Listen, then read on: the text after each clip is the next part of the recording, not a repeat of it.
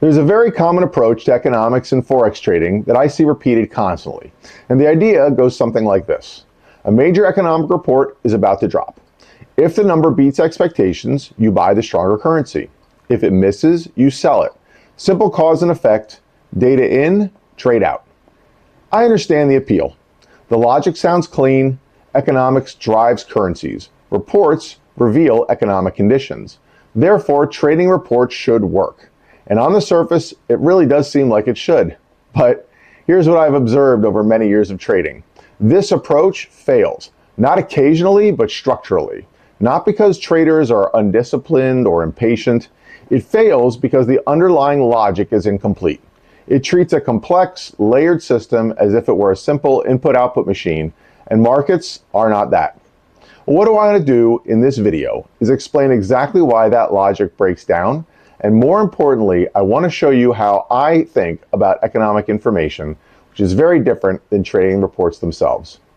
This isn't a criticism of anyone who has tried this approach. I've been there myself. This is about correcting the framework, because once the framework is right, everything else starts to make more sense. Well, let me be fair about what this approach is actually attempting, because the instinct behind it is not wrong. The idea is grounded in something real. Economics does drive currency value. GDP growth attracts investment. Higher interest rates pull in capital.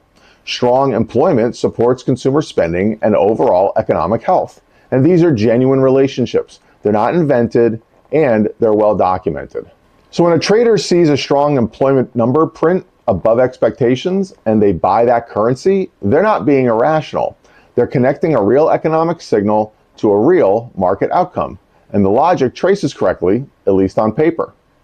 The same applies to interest rate decisions. When a central bank cuts, the opposite tends to happen, and again, real relationships, real cause and effect. What the news trading approach is trying to do is capture that moment of cause and effect in real time. It's trying to be in the trade at the exact moment the economic information enters the market. That's the goal. Get ahead of the move, or at least ride the initial reaction. And I understand why that's appealing. It feels precise. It feels like you're trading with the fundamentals. It gives you a reason to act. For traders who are looking for clarity in a complex market, economic reports seem to offer exactly that. A defined moment, a defined signal, a defined outcome. The problem isn't the intention. The problem is what's getting missed. Here's where the structure starts to fall apart, and I want to be specific about why. Markets don't react to economic data in isolation. They react to the difference between what the data showed and what was already expected. And this distinction is critical. By the time a major economic report is released, professional traders, institutional desks, and algorithmic trading systems have already priced in consensus expectation.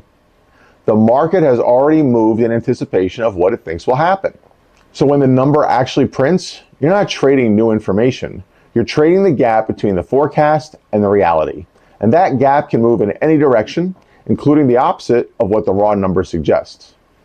I've seen strong employment numbers cause a currency to sell off. Why? Because the strong number was already priced in.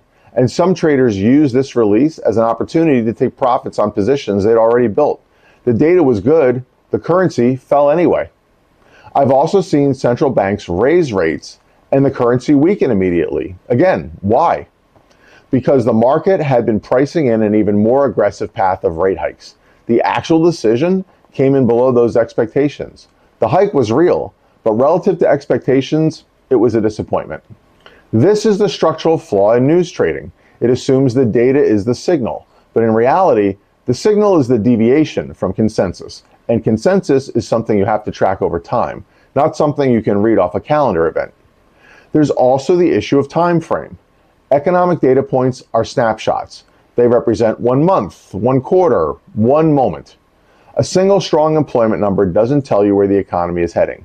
It tells you where it was. For position traders, holding positions over weeks and months, a single data point has very limited directional value. So, if I'm not trading the reports, what am I doing with this information? This is the part I think that matters the most. The way I think about it is, economic data is used to build and update a thesis, not to trigger trades. A thesis is a structured view of an economy's current condition and likely direction. It's not a prediction, it's an interpretation. Something like, the Eurozone economy is showing signs of slowing growth. Inflation is declining faster than expected, and the ECB is likely to shift toward a more accommodative stance over the coming quarters. That thesis shapes how I interpret every piece of subsequent data. It gives me a filter. When a new GDP number comes in, I'm not asking whether to buy or sell. I'm asking whether this data confirms, contradicts, or complicates my thesis. And that's a very different question. And it requires patience. A single contradicting data point doesn't flip a thesis. A pattern of contradicting data, though, might. And this is why I focus on convergence. I want to see GDP, inflation, employment, and interest rate direction all pointing in the same way before I treat a thesis as solid. And when those 5 factors are aligned, when the economy is growing, inflation is controlled, employment is healthy, and the central bank's posture reflects that, that thesis is strong. When they're diverging, I treat it as ambiguous and I stay patient. I also think in cycles, not data points, but cycles. Expansion, peak, contraction, recovery. Where an economy sits in that cycle shapes how every piece of data should be interpreted. A strong jobs number means something different at the beginning of an expansion than it does near a peak. Context is everything. If this approach fails structurally, why does it keep circulating? I think the answer is straightforward. Economic calendars are visible. The release times are published. The forecast numbers are published. The actual numbers are published. Everything appears to be right there, organized and accessible. It looks like a system. It looks like an edge. And in the short term, it works often enough to feel valid. Sometimes a strong number does produce an immediate rally. Sometimes a weak number does produce an immediate decline. Those moments reinforce the behavior. They create the impression that the system is working, even when the underlying logic is fragile. There's also the simplicity factor. The 5 core economic factors, GDP, inflation, interest rates, employment, and trade balance, are all genuinely important. They're taught as drivers of currency value because they are. But as the leap from these factors matter to therefore I should trade the reports is where the misapplication happens. The factors matter over time. The reports are just moments. I also think there's a comfort in having a rule. If the number beats, buy. If it misses, sell. That feels like discipline. It feels like a system with logic behind it. The discomfort of sitting in ambiguity, of saying, I see the data, but I need more context before I act, is harder to maintain. So traders reach for the simpler rule, even when it doesn't hold up. And none of that reflects a lack of intelligence. It reflects how difficult it is to work with complex contextual information in real time. The simpler framing fills that gap naturally. For position trading, economics plays a foundational role, but that role is directional context, not trade timing. The way I use economic analysis is this. Before I form any view on a currency pair, I want to understand the relative economic condition of both countries involved. Which economy is growing faster? Which central bank is more hawkish? Which country has a healthier employment picture? And where does each country sit in its economic cycle? That process isn't quick. It requires reading, tracking, and updating over time. It produces something valuable, a genuine directional bias that I can hold with conviction, because it's grounded in structural reality, not a single data point. When that bias aligns with what I'm seeing on the weekly or even a monthly chart, when the fundamentals and the price structure are telling the same story, that's when I have the most confidence. Not because I predicted a report correctly, but because I understood the underlying economic condition deeply enough to position myself in the right direction before the market confirmed it. Economic reports in this framework serve as checkpoints. They update my thesis.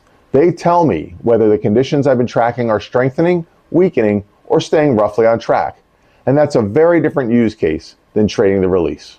And when data contradicts my thesis, and I don't panic, I reassess. I ask whether this is noise or a genuine shift in conditions. That kind of measured response is only possible when you're using economics as a lens, not a trigger. What I've tried to do in this video is separate 2 things that often get conflated. Economic data is important. Trading economic reports is entirely different. The 5 factors that drive currency value, GDP, inflation, interest rates, employment, and trade balance, are real and meaningful, but they operate on timescales of months and cycles, not minutes and candles. Using them correctly means building a thesis over time, tracking convergence, understanding cycles, and letting price structure confirm what the fundamentals suggest. That process is slower. It requires more patience and checking a calendar and waiting for a number to print, but it's also more durable.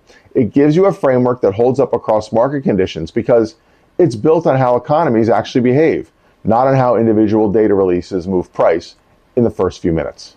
The full framework behind this video is covered in detail at positionforex.com. The article, Economics and Forex Trading, 5 Essential Factors to Know, walks through each of the 5 core economic drivers individually, explains how they connect, and outlines the 3-layer analysis model that integrates fundamental, technical, and sentiment analysis into a complete decision framework. You'll find the link in the description. Use it as a reference, return to it as your understanding develops, and let it anchor the way you think about economics in your trading. And until next time, best to your trading.